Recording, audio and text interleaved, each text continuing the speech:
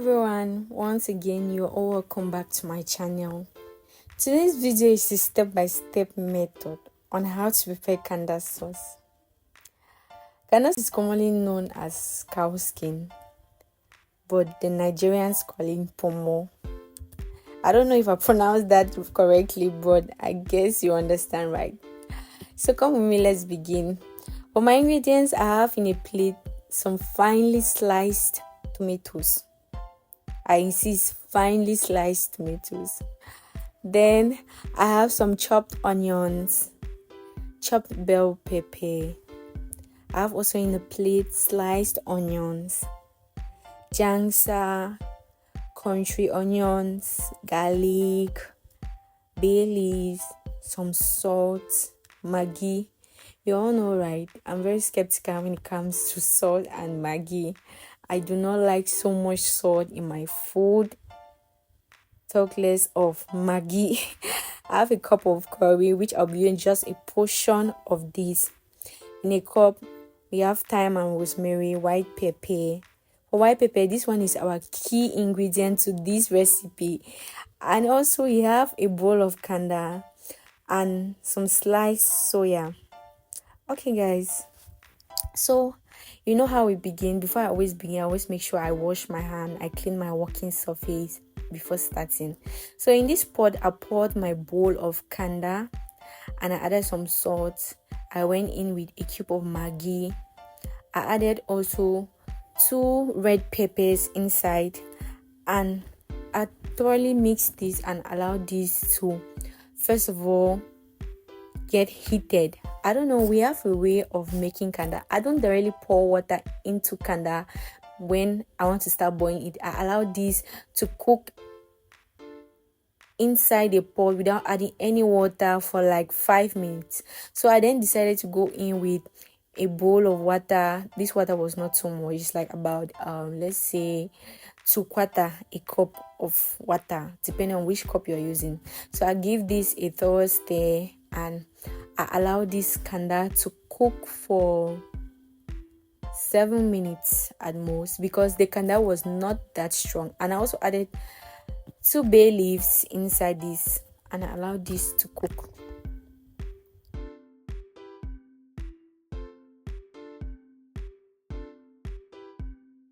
Okay, at this point we can see that our Canda is properly cooked. And also, one of the reasons I like adding my pepper into my Canda whenever I'm boiling it, be it when I'm using it for eru or any other recipe. When you boil your pepper inside Canda, it has a wonderful flavor. That's what I've noticed whenever I do it. It really has a wonderful flavor. So you have to allow your Canda, that water inside, to dry off all, so that the Canda gets all its taste, its ingredients, everything that was put inside its skin. So that was what I just did. Then I went to putting my oil inside the pot. I allowed this oil to get heated for about 2 minutes. I always make sure my oil is not too hot. It's not too hot because I don't want the sound and splashes of oil everywhere, like how mothers used to do back then. So I always allow my oil to cook for about 2 minutes. I went in with my chopped onions. I fried that onions for about 2 minutes. I went in with my chopped bell pepper, and I also fried this bell pepper for about 1 minute. And after frying this for about 1 minute, I then went in with my sliced pepper. I always slice my pepper and I fry it so that I reduce the harshness, the degree of harshness of these seeds in the pepper. So I'll always fry my pepper, and I always fry my vegetables for about 1 minute, because they are vegetables and we can easily kill them, so it's not good to fry them for long. Then I went into adding my sliced tomatoes. When I started this video, I insisted that your tomatoes should be finely sliced. If they are not finely sliced, they will produce so much water. And for this recipe, we want to attain a very dry Canda sauce. Like, You should only see oil in this sauce. You should not see anything like water. And you have to also ensure that your tomatoes does not get overcooked. So I'll fry these tomatoes for about, let's say, 20 minutes. Yes, for about 20 minutes I'll fry these tomatoes. Allowed it to fry very well. So after this was properly fried, I went into adding my soya meat. You can see my meat was already, it's already made soya. It was already made soya. I bought this soya a day before I shot this video. So I decided to add it in my Canda sauce because I really wanted my pot to really be heavy. Like, you should just see particles. You should eat and have enough to eat. So I decided to add this soya, and I really like the ingredients in this soya. That was why I also added this soya in this pot.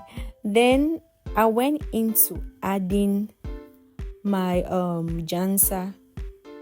Everything you see here, I did not blend this jansa. At this time, I decided not to go with the blender, so I did everything manually. I ground it using the hand stone. Even all my spices I grounded using my hand stone. Then I added the Canda.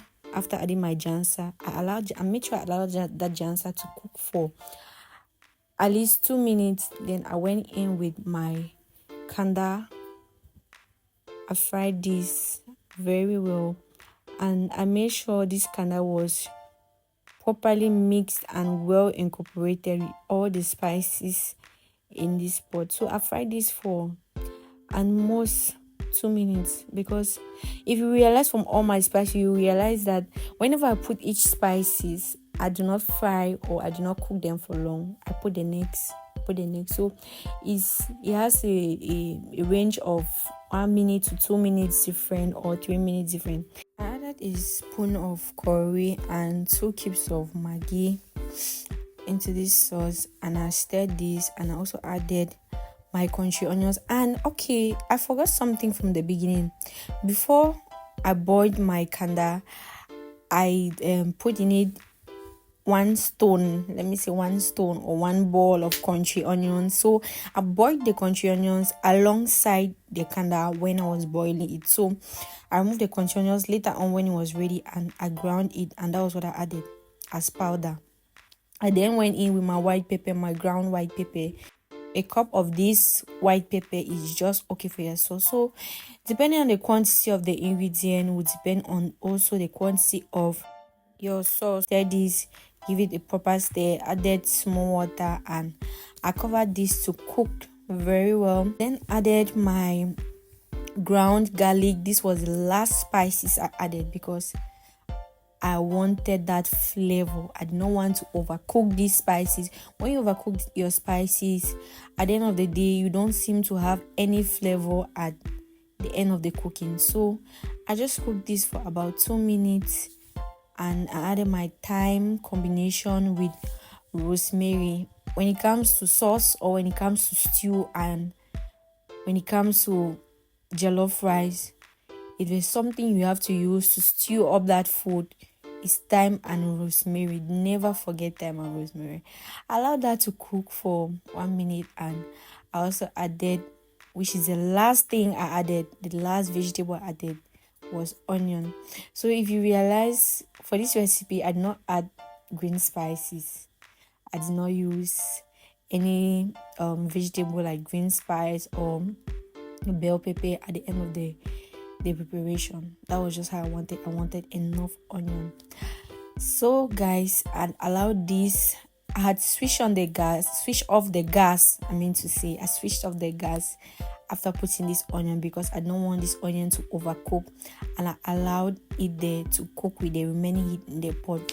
Then I went in with my yam. It was already peeled and washed. I added my yam into the pot, and I added 2 spoons of salt of that plastic spoon. For your measurements, you can always use anything as measurements, any available thing. Like you can see the small cups I use, they are used for syrups, so I use them as my measuring cups. And also these little plastic spoons, I got them so I make sure I do not overuse my ingredients, and also to make sure my food is not so spicy, because there are a lot of people that like spicy food. But while I was growing up, I learned how to use few spices or little spices to get amazing food flavors and also amazing food taste. So with the little spices I have, I'm okay to get what I want. So I just allow this yam to cook, to boil very well, and I always made sure I took my knife, and also I made sure that this yam was ready. It was not uncooked, and it was also not overcooked. So you can see if yam is properly cooked. And I drained the water and just allow this to cool off.